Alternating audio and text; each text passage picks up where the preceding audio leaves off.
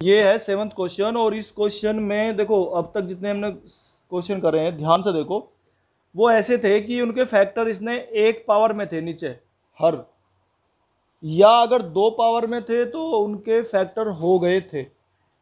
जैसे कि तुम्हारा क्वेश्चन दूसरे में था, x² - 9 था हर में, तो x² - 9 के फैक्टर हो गए थे x+3 और x-3। लेकिन ये जो फैक्टर है ये ऐसा आ चुका है, इसका और फैक्टर नहीं हो सकते 1 डिग्री में, मतलब कर सको x² + 1 के। तो अगर कोई ऐसा फैक्टर आ रहा है, ऐसा कोई एक्सप्रेशन आ रहा है कि उसके हम फैक्टर 1 डिग्री में ना कर सकते हो, लीनियर फैक्टर बोलते हैं उन्हें, 1 डिग्री में आते हैं, तो अगर उसमें ना कर सकते हो, जैसे ये आ रहा है, इसमें इस तरह से ना तोड़ सकते हो, तब इसका तरीका कुछ बदल जाता है। तुम जो लिखते थे ना a/, ऐसे करके, तो क्या क्या लिखते थे, a/x² + 1 और प्लस, इसे c लिख रहा हूं मैं, c/x-1। तो ऐसे नहीं लिखते, ये गलत है लिखने का तरीका। तब कब, जब हम इसके फैक्टर नहीं कर पा रहे हैं। तो फिर क्या तरीका है, इसका तरीका ये है कि इसमें x से मल्टीप्लाई कर लेते हैं एक, और प्लस एक b लिखते हैं। ये है इसका तरीका। अगर कोई ऐसा फैक्टर आ गया कि उसके हम 1 डिग्री में फैक्टर नहीं कर पा रहे हैं, तब ऐसे लिखेंगे। ये 2 डिग्री वाला होगा, 2 डिग्री वाले के लिए है, अगर 3 डिग्री का आ गया तो नहीं है, फिर कोई तरीका नहीं है। केवल 2 डिग्री वाले के अगर हम फैक्टर ना कर पा रहे हो तो हम वो अलग है, उसको भी बताएंगे, अभी वो तरीका नहीं आया है, आगे क्वेश्चन होंगे इसमें, बल्कि हाँ ये है 8वां ही है ना, तो वो अलग है, फिर उसको बताएंगे। ये तरीका सीखो पहले। तो अब कैसे करेंगे, इसके बाद हमने क्या बताया था कि इसकी मल्टीप्लाई कर देंगे सारे में, है ना, ये तो था। इसके बाद तो जैसे कर रहे थे वैसे ही करेंगे हम। तो x = ax + b के साथ में क्या आ जाएगा, ये तो इसके साथ आ जाएगा रे, और प्लस c के साथ आ जाएगा ये वहाँ चला जाएगा, c के साथ आ जाएगा x² + 1। अच्छा, थोड़ा सा आसान करने के लिए हम x-1 = 0 रख लेते हैं, ये भी तो करना सीख लिया हमने कल। तो पुट x-1 = 0, तो इससे क्या निकल के आ जाएगा, x = 1 रखो, इसमें पूरे में x = 1 रखो, तो यहाँ पे 1 रखा, यहाँ x = 1 रखेंगे तो ये 0 हो जाएगा पूरा, सिर्फ इसी में ही रखा जा सकता है। तो c और 1 का स्क्वायर प्लस 1 कितना हो गया, 2 आ गया ना, ये 1 और प्लस 1, और 2 इसके बटे में आ जाएगा। तो c का मान यहाँ से निकल सकता है 1/2, c का निकला है मान। अभी a और b के हमें और निकाल लें। इसके बाद क्या करेंगे, अब हम रख के नहीं निकाल सकते, जैसे हमने x-1 = 0 रख लिया, अब हमें ये रखना चाहिए x² + 1 = 0, और यहाँ से सॉल्यूशन नहीं निकलने का है, वैसे करके दिखा रहा हूँ मैं, इसे फिर मिटो देंगे। अगर हम x² + 1 को 0 रखते हैं तो x² का मान आ जाएगा कितना, नहीं, ये -1 आ गया, और इसका अंडर रूट कहाँ ले लेंगे हम, क्योंकि ये माइनस की संख्या है तो इसका अंडर रूट नहीं हो सकता, ये आई में आएगा, तो इसलिए ऐसे नहीं करेंगे फिर हम, ठीक है ना। ये मैंने बता दिया कि क्यों नहीं करेंगे। अब क्या करेंगे, फिर हम वैसे ही करते हैं, इसके कंपेयर करेंगे गुणांकों को। तो गुणांकों को कंपेयर कैसे करते हैं, देखो यहाँ x की घात इसकी गुणा कर लेते हैं, चलो कभी, फिर तुम इसमें देखो ax की इसमें गुणा करो, समझ में ना आए तो इसलिए मैं करके दिखा रहा हूँ। ax की यहाँ गुणा कर ली ax², ax की -1 में गुणा करी तो -ax, फिर b की इसमें मल्टीप्लाई कर ली प्लस bx, b की इसमें कर ली -b, c की यहाँ कर ली cx² और प्लस c। अब x² के और x के, इनके सबके गुणांकों की तुलना करेंगे, ठीक है। यहाँ लिख लेंगे गुणांकों की तुलना करने पर, ठीक है। तो जब इनके गुणांकों की हम तुलना करेंगे तो कैसे करते हैं, देखो ये x² है और एक x² ये रहा, तो a + c = इधर क्या है, इधर क्या है x² गुणांक 0, 1 कहाँ है यहाँ, x² कहाँ है यहाँ, x² तो है ही नहीं, तो a + c = 0। c का मान हमने पहले निकाल रखा है, ये रहा ना 1/2, तो c को इधर ले जाओ, a = -c आ गया, और c का मान हमें पता ही है कितना, इसका मान रख लेंगे -1/2 हो गया, ये हो गया a का मान, ठीक है। चलो अब ये निकल गए हैं ये ए के और सी के, लेकिन बी अभी भी रह गया, बी का निकालते हैं। चलो अब क्या करें, अचर पद की तुलना कर लो। अचर पद क्या है यहाँ, माइनस बी, इधर माइनस बी है ना ये, और क्या है, सी है, और तो कोई है ही नहीं, और इक्वल टू 0। ठीक है, यहाँ से क्या निकल गया, B equal to minus B equal to minus C आ गया, सी को उधर ले गए। ठीक है, ये माइनस से माइनस कैंसिल हो गया, बी इक्वल टू सी, और सी का मान ये पहले निकल रहा है, कितना आ गया 1/2। तो इस तरह से करके हमने, अब चाहो तो x के गुणांक की तुलना कर सकते हो, लेकिन उसकी ज़रूरत नहीं है हमें, क्योंकि हमें a b और c चाहिए थे, वो हमारे निकल चुके हैं। अगर तुम x से गुणांक की तुलना करोगे तो ये माइनस ए है, यू प्लस बी है, और इक्वल टू 1 लिखोगे, उससे भी यही निकल के आना है। अच्छा, तो ए बी सी के मान निकलने के बाद यहाँ ए बी सी के मान रख लेंगे और उन्हें सोल्व करके हम तब आगे इसे करेंगे।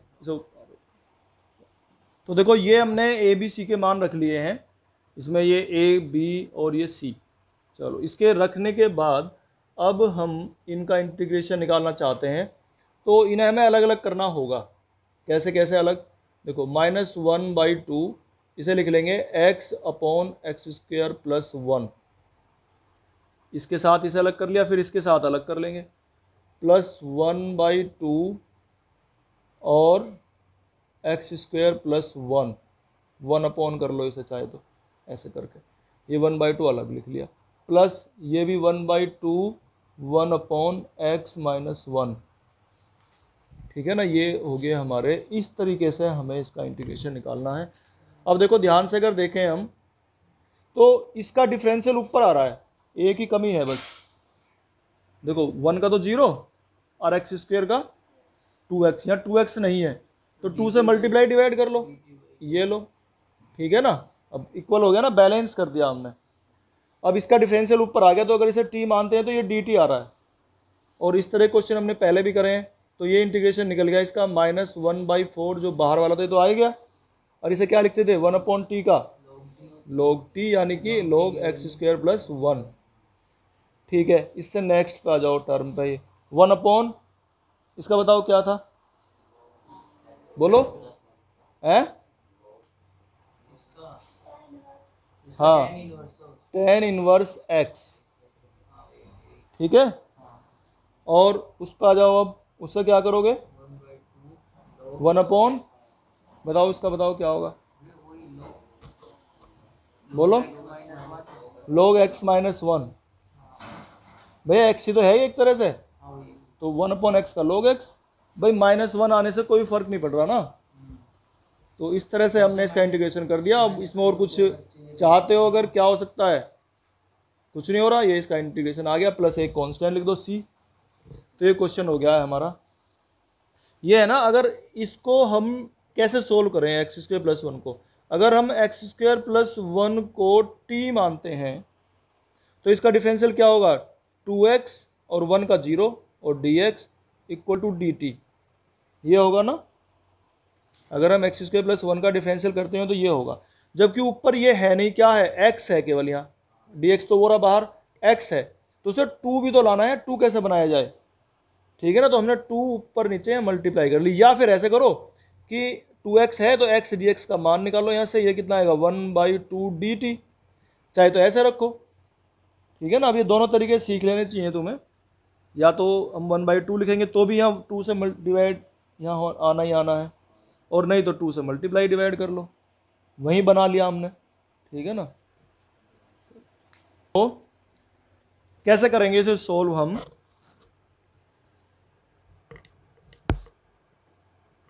अब तक जो क्वेश्चन करे हमने, पहला क्वेश्चन भी करा, उसमें भी पावर 2 आ रही थी, लेकिन इसमें पूरे की पावर 2 है।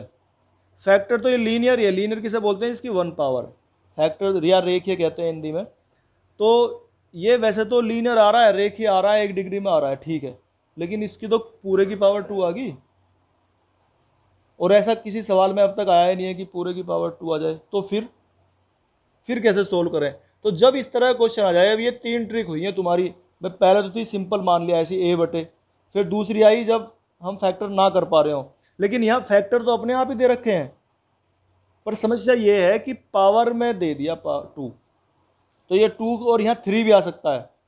इससे पहले क्वेश्चन में तो 3 नहीं आने का, कहीं भी x³ नहीं आने का, x³ + 1 x³ + 2 ऐसे नहीं आने के, लेकिन इनमें पावर 3 आ सकती है। तो इनका तरीका क्या है? तरीका तो वही है जैसे हम मानते थे पहले से a upon x minus one, ठीक है। एक यहाँ मैं अब मान रहा हूँ अलग c upon x plus to, इतना तो तुम मान लेते थे, लेकिन जब पावर 2 आ जाए तो उसमें एक और मानना पड़ेगा तुम्हें, x minus one whole square, इस तरीके से करके।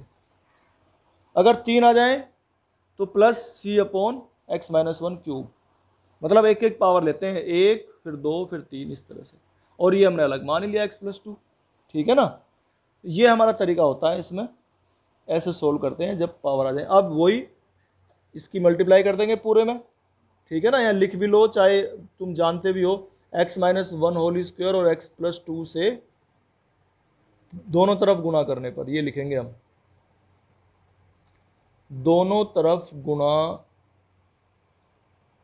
करने पर। तो जब गुणा करेंगे यहाँ तो एक्स ही रह गया, ठीक है। ए के साथ क्या रह जाएगा बताओ?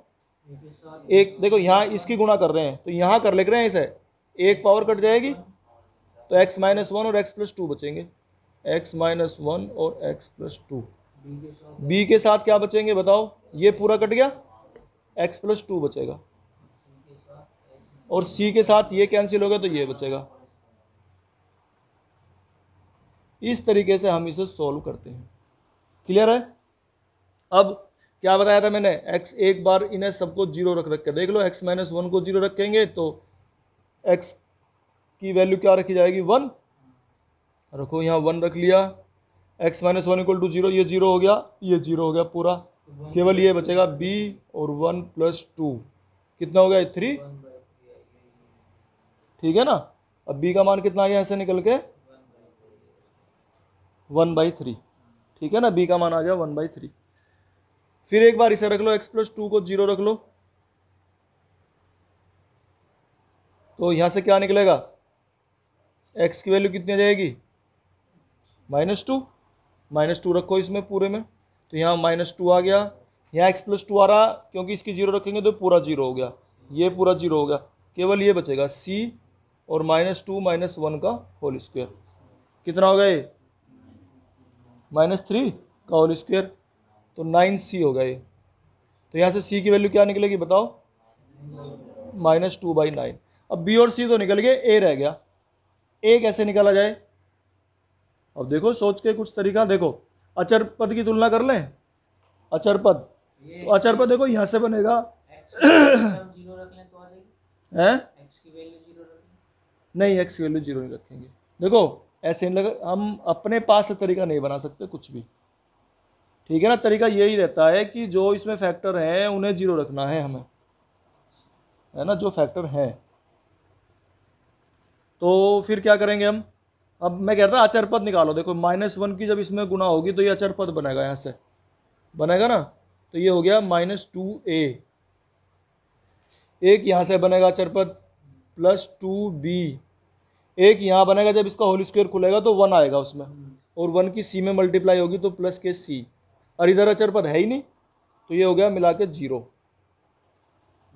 ठीक है। अब ए का मान रखो, या नहीं ए का तो निकालना हमें, चलो बी का तो रख सकें हम। बी का कितना रहा? वन बाई थ्री, तो ये हो गया टू बाई थ्री। सी का निकल रहा कितना? Minus two by nine equal to zero, ठीक है। इसके फैक्टर करो, 300 वो करो, इसके एलसीएम लेके 300 ऊपर नीचे गुणा करेंगे तो 6/9, तो ये आ गया माइनस टू ए प्लस 6/9 माइनस 2/9, 3 से मल्टीप्लाई डिवाइड कर दी इसमें, तो अब 6 में से 2 घट गए 4, और 4/9 को पहली तरफ ले जाओ तो माइनस 4/9 आ गया। माइनस से माइनस कैंसिल और 2 से ये कैंसिल, तो ए की वैल्यू कितनी आ गई? 2/9, ठीक है ना। इस तरीके से हम इसे ए बी सी के मान निकाल लेंगे। तो ये देखो इसमें हम ए बी सी के इनके मान रख लेंगे, और मान क्या है? देखो ए का मान क्या है यहाँ? 2/9 है ना ये, तो ए की जगह यहाँ 2/9 रखेंगे हम, ये हो गया 2/9। बी का मान क्या आ रहा था हमारा? है 1/3, यही था 1/3, ठीक है। सी का मान क्या है? है -2/9, तो इसे रख लेंगे -2, माइनस यहाँ कर लेंगे हम, और इस तरीके से हम इनके मान रख लेंगे सभी के, और इसका इंटीग्रेशन हमें निकालना था, हमने इसमें रख के ये ऐसे कर लिया। ठीक है, पूरे का इंटीग्रेशन निकालना, तो बस अब तो इंटीग्रेशन करना है। देखो 2/9 है, 2/9, और ये 1/x का log x, ये हो गया। इसमें आ जाओ, इसका कैसे करोगे? चलो इसका भी लिख देंगे हम, लेकिन इसका कैसे करोगे बताओ? देखो इसको t मान लो, x-1 को है, तो ये t² हो गया, और ऊपर जाके t की पावर -2 होगी। और उसका कैसे करते हैं t की पावर -2 का बताओ? एक पावर इसमें जोड़ देंगे, और -2 + 1 -1 आ गया, ये हो गया इसका। तो ये आ गया -1/t, तो इसे लिख लेंगे यहीं पे -1/t, से मतलब हो गया 1/x-1, ये हो गया। फिर इस पर आ जाओ, ये हो गया -2/9 और log x + 2, तो ये ध्यान रखो जब इसमें पावर वगैरह कुछ नहीं है तो सिंपल ही है 1/t का log t, ये हो गया है। चला दिया। देखो ये है 3x + 5, इसके हम फैक्टर कर लेंगे, और इसके फैक्टर जो हैं वो आ रहे हैं x³ - x² - x + 1। तो भाई x = 1 रखेंगे तो इसे सेटिस्फाई कर रहा है ये, है ना। तो इस तरह से फैक्टर तुम निकाल लोगे, और फैक्टर आ रहे हैं इसके x² - 1 और x - 1, ये इसके फैक्टर आ जाएंगे। अब लेकिन इसके भी तो फैक्टर और हो सकते हैं अभी, x² - 1 के क्या हो जाएंगे? x + 1 और x - 1, और एक x - 1 ये रहा। ठीक है, तो इसके फैक्टर कैसे लिखोगे अब तुम बोलो? देखो ये आ रहे हैं अब x + 1 और x - 1 का होल स्क्वायर। ठीक है, अब लिख लो इसे a/x + 1 और प्लस b/x - 1 और c/x - 1 का होल स्क्वायर। ऐसे तो मानोगे? ऐसे ही माना था ये। दूसरा तरीका कोई और कौन सा तरीका है इसका? और हो ही नहीं सकता, वो गलत था, गलत। देखो अब कैसे करोगे इसे? इसके आगे भाई इससे मल्टीप्लाई करते हैं सारे में। ये क्या था, इसे लिखे हम, फैक्टर लिख लें इसके पूरे। ये क्या था? ये x + 1 और x - 1 होल स्क्वायर था ये। ठीक है, अब इससे साथ करेंगे तो ये आ जाएगा 3x + 5 = a के साथ तो आ जाएगा कितना? x - 1 होल स्क्वायर, ये बचेगा। b के साथ क्या बचेगा? एक तो x - 1 और एक x + 1। c के साथ क्या बचेगा? x + 1। ठीक हो गया। अब क्या करोगे? रखो इसमें एक एक करके। भाई x + 1 को 0 करेंगे तो x की वैल्यू क्या आएगी निकल के? -1, तो रखो -1 यहाँ। -3 + 5 2 आ गए यहाँ निकल के। ये x + 1 को 0 करा, देखो ये 0 हो गया पूरा, और ये 0 हो गया, तो ये बचा बस। यहाँ रखो -1 का होल स्क्वायर, तो a इंटू कितना आ गया? ये 4, तो a की वैल्यू कितनी आ गई निकल के? 2/4, 1/2 आ गई। चलो x + 1 को 0 रखा था, अब की बार और किसे रखे हुए बताओ? x - 1 को 0 रख सकते हैं बस। x की वैल्यू क्या निकलेगी? 1 रखो, x की वैल्यू 1 रखो सारे में। तो 3 × 1 + 5 यहाँ रख लिया। x - 1 को 0 रख रहे हैं हम, तो x - 1 को 0 रखने से ये 0 और ये 0, ये बचेगा बस। c के साथ 1 + 1 2 हो गए, तो c की वैल्यू कितना आ जाएगी? ये कितना हो गया? 8, तो c की वैल्यू कितनी आ गई? 8/2, 4 आ गई। c निकल गया, a निकल गया। अब क्या रह गया हमारा? b रह गया। b के लिए क्या बताया था? अचर पद की तुलना कर लो या तो अचर पद यहाँ से बैठेगा +1, तो यानी कि a आ गया। यहाँ बैठेगा क्या? -1 और +1 की गुना होगी जब, तो -b, और यहाँ होगा c, और ये इक्वल टू इसमें अचर पद क्या है? 5, इधर 5 है ना, ये इसके साथ x है ही नहीं, इसे अचर पद कहते हैं कांस्टेंट। इंग्लिश में कांस्टेंट, हिंदी में अचर पद। अच्छा अब इनके मान रखो। a का मान क्या है? 1/2। b का मान क्या है निकालना? तो निकालना हमें, और c का मान 4 है। 4 को उधर ले जाओ तो 1 बचेगा, और 1/2 को भी उधर ले जाओ तो क्या होगा, ये 1 और प्लस 1 माइनस 1/2, तो 1/2 आ गया ये। ठीक है, तो माइनस बी इक्वल टू, तो यानी कि बी की वैल्यू आ गई -1/2। ठीक है, अब इन ए बी सी के मान को यहाँ रख देंगे, रख दूँ। ए का मान क्या था 1/2, तो ये रख दिया 1/2। बी का मान क्या था -1/2, यहाँ रख देंगे हम -1/2।